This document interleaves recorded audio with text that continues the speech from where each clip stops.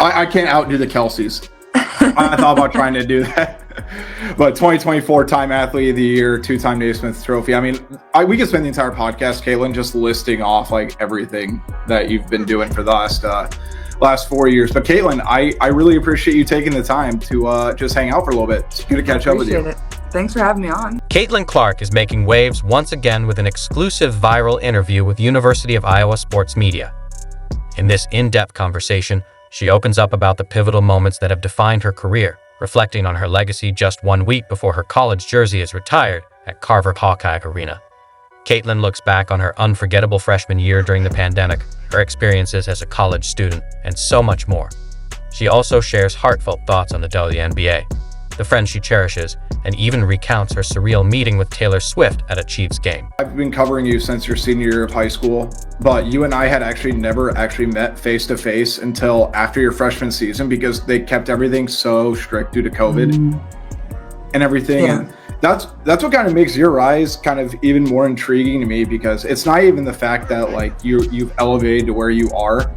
You started from the bottom's bottom because there were literally no fans in attendance, and like even the TV deal was kind of suspect at the time. And believe me, Caitlin's spots on women's basketball and the defining moments of her career on the court are something you don't want to miss. Her insights are genuine and unfiltered, a testament to why she's one of the most inspiring athletes in the game today. So buckle up, because we're about to break it all down right here, right now. Are you ready? Let's dive in. So, 3 words describe your Iowa career. I'm going to say special. Okay.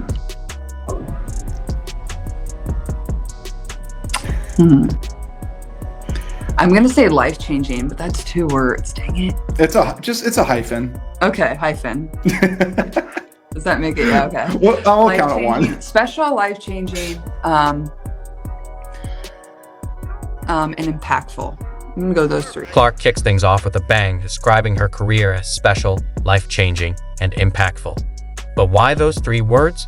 Here's Caitlin reflecting back with deep gratitude as she explains what those moments truly mean to her. I like impactful. And I think that from a standpoint of like, obviously I have had an impact on a lot of people. I'm very aware of that. But at the same time, I hope everybody knows they've had an impact on me too. Like it's a 2-way street, and getting to see the young boys and the young girls, or, you know, the people that have drove from miles and miles to come watch us, or whatever it was in college, you know, that has a huge impact, not only on myself, but our entire teams when we were playing. So I hope everybody knows it's a 2-way street on that. Yeah. And it really means a lot to us players, and certainly myself. Next, Caitlin takes us back to where it all started, her freshman year during the height of COVID.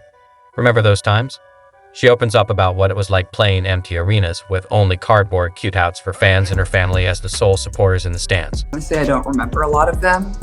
One of the only ones I really remember was probably the Iowa State one at home, where we came back from, I think, down 18 points. But like, we're playing in front of nobody. Like, there wasn't anything like super memorable about that year. Like, you're playing in front of cardboard cutouts and then like just your family members. So that was kind of a blur. And at some points, like it's unfortunate, but at the same time, like I feel like it gave me a year to kind of get my feet wet in college basketball. With that, I didn't have to balance road crowds, I didn't have to balance our crowd, I didn't have to balance all of that noise. So what really went down during that Iowa State game, and what made it so unforgettable for Caitlin?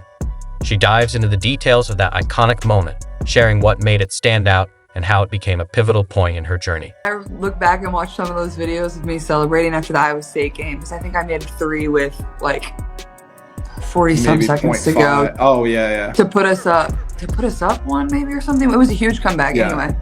And I was like celebrating like there was 15,000 people inside of Carver, and there was probably like 200 people in Carver watching us. So it's just really funny to laugh at myself looking back on, but it was a good time. But here's the twist.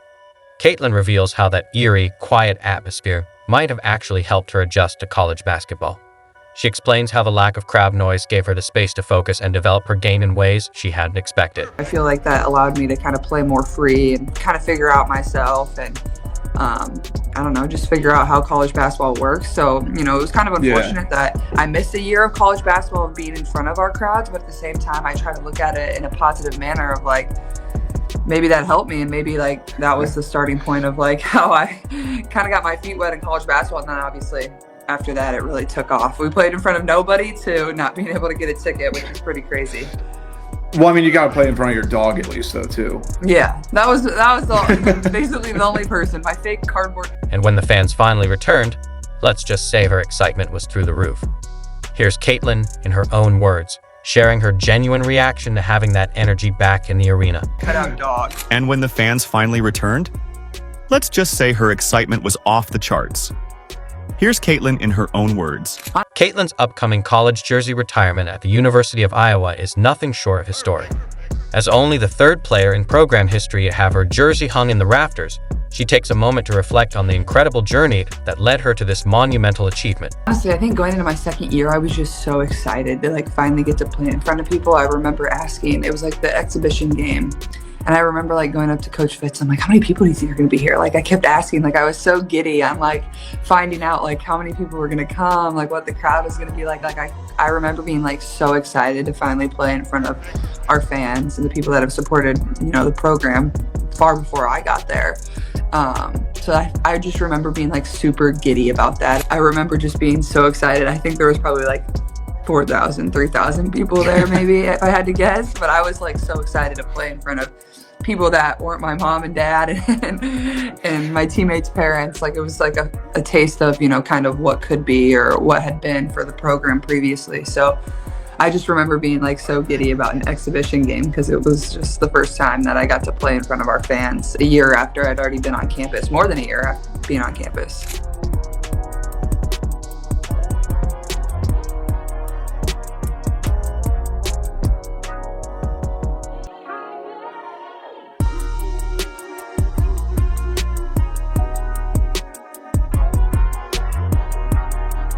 I guess now that enough time's gone by, what's your kind of thought process about your jersey getting retired and knowing you don't even just have your mark on the floor?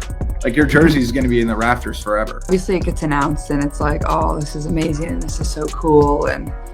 But I feel as the days kind of started to approach here and we're now a week away from this actually happening, I feel it's kind of becoming really real. And this isn't a goal where you show up to campus and you're I want to have my jersey retired one day. Nobody does that. Nobody thinks that way. You just give your all for the program and the university. And, there's been a lot of really good players to come through our program and have, what have been National Player of the Year, Big Ten players, whatever it is. And I think we only have 2 with their jersey retired right now. Mm-hmm. So it'll be cool to be one of the few. I think it's hard to probably, really feel all the emotions until I'm going to be inside of Carver and really see it and experience that with my family. And I'm not usually a very emotional person, but I feel this will probably make me a little more emotional. And usually when we've had certain things inside of Carver, I've been competing or playing shortly before something like that has happened, whether it's been a senior night or something like that. Mm-hmm.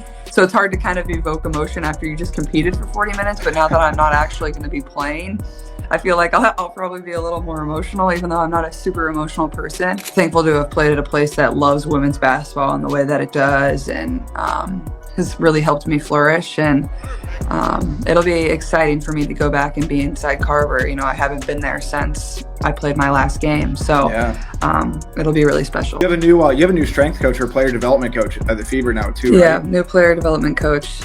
Came over with Steph White from Connecticut, and it's been a lot of fun. It's been fun to be in Indianapolis and working out with him. And Keith just loves the game of basketball. You can tell, and he puts a lot of time into it. It puts a lot of time into what we're going to work on every single day, but how does that look in a long-term plan of my development, and adding little things and refining certain things that can help me be much more successful in year 2, and then also just trying to get stronger and be in the weight room a lot. So it's been fun. I feel this is the first time I've really had a chance to really work on my game and work on my craft and be really focused on it. And obviously that was hard.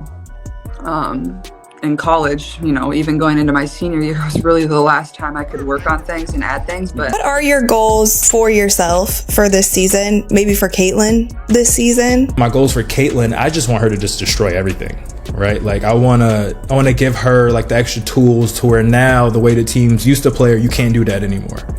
You can't force her to take these shots. So now what do? You just got to take that. You just got to take these points and just get on the other end, right? So that's my goal. I want her to just feel super comfortable in every scenario, every coverage, whatever it is, and just destroy teams, right? You know, the goal is ultimately a championship. Do you see MVP Caitlin on the rise? Absolutely. I feel like this is really my first time in quite some time where I can really like focus and be in the gym by myself and with trainers and rebounders or whatever, and really work on things that I need to get better at. You're obviously very emotional on the court. Yes, I am. I was going to say that. I'm very emotional on the court, but like off the court, I'm not super like, I try to just, you know, I don't know, be like more relaxed. And I take a lot of pride in that. Like once I step off the court, I'm not as fiery and like, I mean, I'm fiery, but it's not the same level as when I get competitive and I'm in a game. Yeah. Like, it's completely different. It's been amazing to me because you're fiery, you wear your heart on your sleeve on the court, you're driven, you're competitive. But I cannot remember one time where you've been in a post-game interview or a scuffle after the game or anything like that, and you haven't had like a clear head. You present yourself well. I guess, how do you kind of not let the cup of being competitive overflow into, I don't want to say public image because I know you, it is you, but it still can be difficult to present yourself in the way that you are sometimes just because of all the pressure and everything.